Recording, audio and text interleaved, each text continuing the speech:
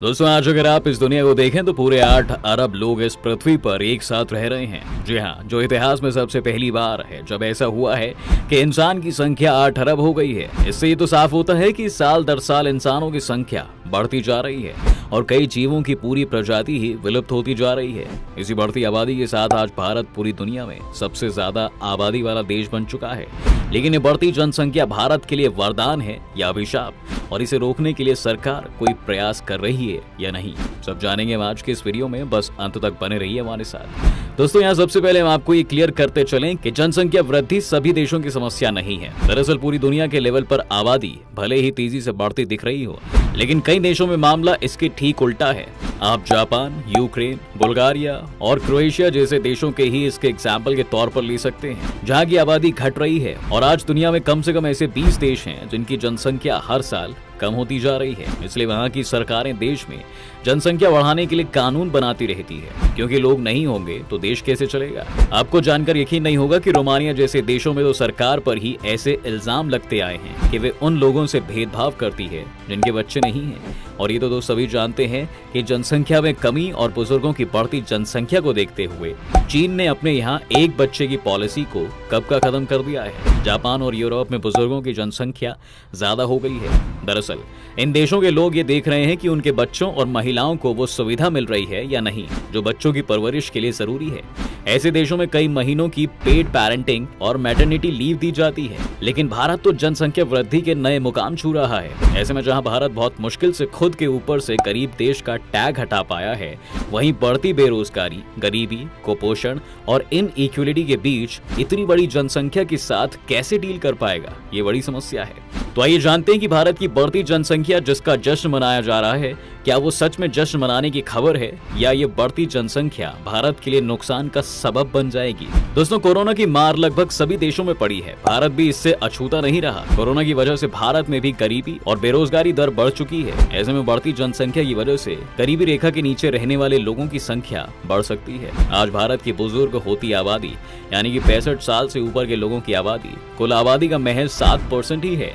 ऐसे में बुजुर्ग आबादी के लिए स्वास्थ्य सुविधाएं एक बड़ी चुनौती साबित हो सकती हैं। आज भारत चीन को पीछे छोड़ते हुए दुनिया की सबसे अधिक आबादी वाला देश बन चुका है। जी हाँ, भारत की आबादी करीब 142 करोड़ 46 लाख पहुंच चुकी है, जो चीन की 142 करोड़ 57 लाख की आबादी से 29 लाख ज्यादा है। जैसे कि साल 2011 के बाद से ही भारत में जनगणना ही नहीं हुई है, इसलिए इस वक्त भारत की जनसंख्या क्या है इस बारे में कोई आधिकारिक जानकारी उपलब्ध नहीं है। लेकिन साल 2020 में नेशनल कमीशन ऑन पॉपुलेशन ने जनसंख्या के अनुमानों पर एक रिपोर्ट जारी की, जिसमें कहा गया कि साल 2011 और 2036 के बीच के 25 सालों में भारत की जनसंख्या 121 करोड़ 10 लाख से बढ़कर 152 करोड़ 20 लाख हो जाएगी। इसका नतीजा ये होगा कि जनसंख्या का घनत्व 368 से बढ़कर 463 व्यक्ति प्रति वर्ग किलोमीटर हो जाएगा।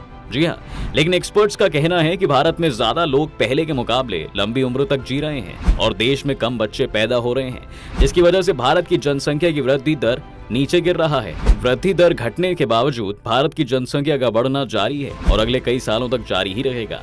ऐसी स्थिति में देश के सामने जो चुनौतियां पेश होंगी, आइए समझते हैं कि वो क्या है। रिसोर्सेज पर दबाव। दोस्तों, लगातार बढ़ती जनसंख्या की वजह से जो सबसे बड़ी चुनौती पैदा होती है वो है प्राकृतिक संसाधनों पर बढ़ता दबाव।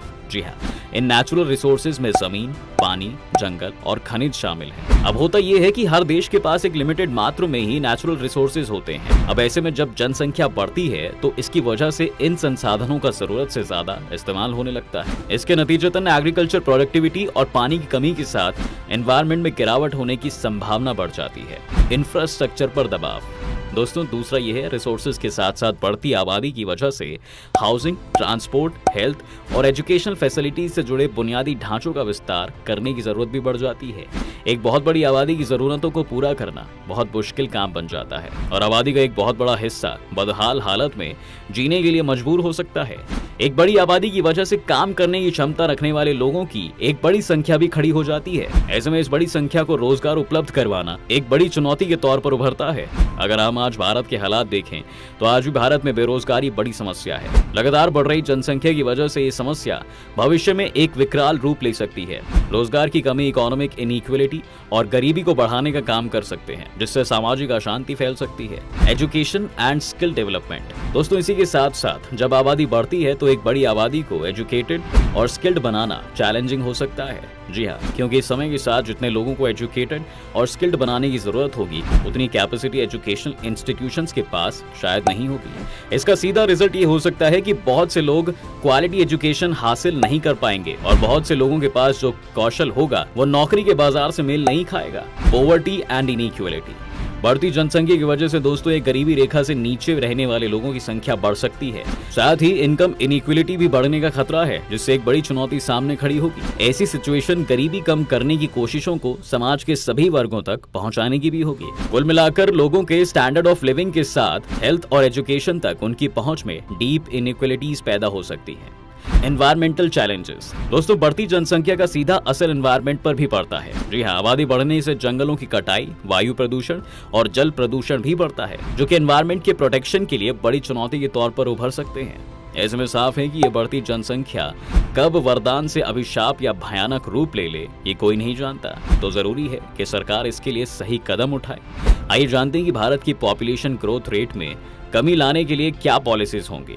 आज भारत में वृद्धि दर घटने के बावजूद भारत की जनसंख्या का बढ़ना जारी है और अगले कई सालों तक जारी ही रहेगा। ऐसे में सरकारों के लिए एक बड़ी चुनौती लोगों के लिए इफेक्टिव पॉलिसीज और स्कीम्स बनाना है और उन्हें लागू करना भी होगा। भारत की बढ़ती जनसंख्या को मद्देनजर रखते हुए सरकार के लिए ऐसी पॉलिसीज और स्कीम्स बनाना और मुश्किल हो जाएगा जो ये अश्योर करें कि रिसोर्सेज का डिस्ट्रीब्यूशन बराबरी से हो और सोशल और इकोनॉमिक इनइक्वलिटी को दूर किया जा सके। Social challenges. दोस्तों, बढ़ती जनसंख्या से जुड़ी एक बड़ी चिंता यह जताई जाती है कि इससे कई किस्म के सोशल चैलेंजेस सामने आ सकती है। एक बड़ी आबादी भीड़भाड़ तो बढ़ाएगी, साथ ही अर्बनाइजेशन को भी बढ़ावा देगी, जिसकी वजह से अपराधों में बढ़ोतरी आ सकती है और कानून व्यवस्था कायम रखना मुश्किल हो सकता है। इस बात से इनकार नहीं किया जा सकता है कि एक बड़ी आबादी एनवायरमेंट और रिसोर्सेज पर दबाव डालती है। यही कारण है कि जनसंख्या को लेकर इतना सीरियस डिस्कशन हो रहा है। जी हाँ, हालांकि इस बात का ध्यान रखना भी जरूरी है कि भारत लंबे समय से दुनिया का दूसरा सबसे अधिक आबादी वाला देश रहा है और आज भारत सबसे अधिक आबादी वाला देश बन भी चुका है। तो ये कोई हैरानी वाली बात नहीं है। अब जैसे कि भारत की बढ़ती जनसंख्या को लेकर तरह तरह की चिंताएं जताई जा रही हैं, ऐसे में आप भी जरूर जानना चाहेंगे कि किसी देश के लिए कोई आइडियल पॉपुलेशन होनी चाहिए। तो आइए जानते हैं। दोस्तों, अगर हम प्रैक्टिकली देखें तो किसी भी देश के लिए कोई आइडियल पॉपुलेशन डेफिनेशन नहीं है। जब आप जनसंख्या की बात करते हैं तो आप लोगों की बात करते हैं और लोग नंबरों से पहले आते हैं। इसलिए संख्या को लोगों से ज्यादा इंपॉर्टेंस देना ह्यूमन राइट्स बेस्ड अप्रोच नहीं होगा। ज्यादा जरूरी ये है कि इस बारे में सवाल पूछे जाएं कि क्या लोगों की हेल्थ अच्छी है, क्या उनके पास राइट अपॉर्चुनिटीज हैं, क्या वे एजुकेटेड हैं। तो ऐसे में देश को अपनी जनसंख्या के लिए ये सभी पैमाने पर खरा उतरना होता है ताकि देश बेहतर तरीके से चल सके।